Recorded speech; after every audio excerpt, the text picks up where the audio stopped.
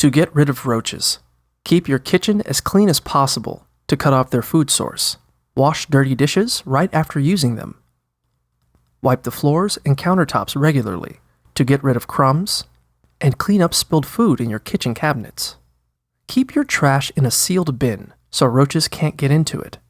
Additionally, make your own cockroach bait by mixing 3 parts boric acid with 1 part powdered sugar. Sprinkle the bait in your kitchen cabinets, behind appliances, and in your pantry. The sugar will attract roaches, and when they eat it, the boric acid will kill them. Make sure to keep children and pets away from your cockroach bait. If you encounter a roach while you're cleaning or putting out bait, spray it with soapy water to kill it.